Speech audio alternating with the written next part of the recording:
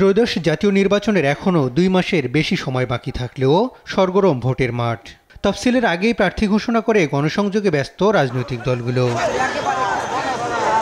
এবার আওয়ামী লীগ ও জাতীয় পার্টি না থাকায় ভিন্ন কৌশল নিয়েছে জামাত ইসলামী। 5 দফা দাবিতে মাঠে কর্মসূচি দিয়ে একদিকে শক্তি প্রদর্শন, অন্যদিকে ভোট কেন্দ্র কমিটি গঠন, পোলিং এজেন্টদের প্রথম ধাপের প্রশিক্ষণ শেষে দ্বিতীয় দফায় প্রশিক্ষণ শুরু করতে যাচ্ছে দলটি। 300 আসনে প্রাথমিকভাবে প্রার্থী ঘোষণা করলেও জোটের দলগুলোর জন্য কয়েকটি আসন ছাড়ার প্রস্তুতি রেখেছে জামাত। তবে চমক হিসেবে ভিন্ন ধর্মাবলম্বী ক্ষুদ্র নৃগোষ্ঠী নারী প্রার্থী দিতে যাচ্ছে দলটি।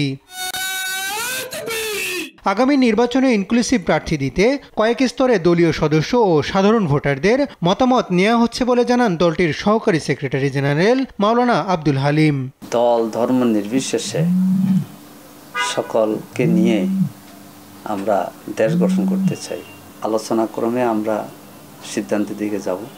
অন্য ধর্মের প্রতিনিধি দেওয়ার ক্ষেত্রে এরকম আলোচনার মধ্যে আছে। সেই ধর্মের মধ্যে যিনি ধার্মিক এবং সৎ আবার নেতৃত্বের যোগ্য, এই জাতীয় লোক বাছাই করা তো সহজ ব্যাপার না।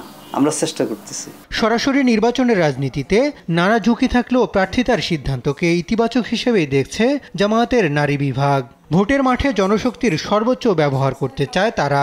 ইনসিকিউর থাকে নারীরা, বিশেষ করে নির্বাচনী কার্যক্রম, মাসেল পাওয়ারের যে আপনার এক্সিকিউশন সবসময় আমরা দেখি, কালো টাকার দৌরাত্ম্য, এগুলো তো সব পরিবেশটাই নারীদের জন্য একটা নিরাপত্তাহীনতার একটা অবস্থা। অবশ্যই নারীর পার্টিসিপেশন এটা ইতিবাচক সমাজের জন্য, রাষ্ট্রের জন্য। কারণ নারী শুধু পলিটিক্যাল সেক্টরে নয়, একটা নারী সমাজ গঠন, পরিবার গঠন, রাষ্ট্র গঠনে সে গুরুত্বপূর্ণ ভূমিকা পারফর্ম করছে।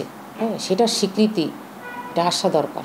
আগামী নির্বাচনে জোট প্রার্থীদের জন্য আসন ছাড়লেও সৎ, দক্ষ, যোগ্যতা সম্পন্ন হলে ভিন্ন ধর্মের মানুষকেও প্রার্থী করবে জামায়াত ইসলামী। হাসান আল মাহমুদ, দেশ টিভি, ঢাকা।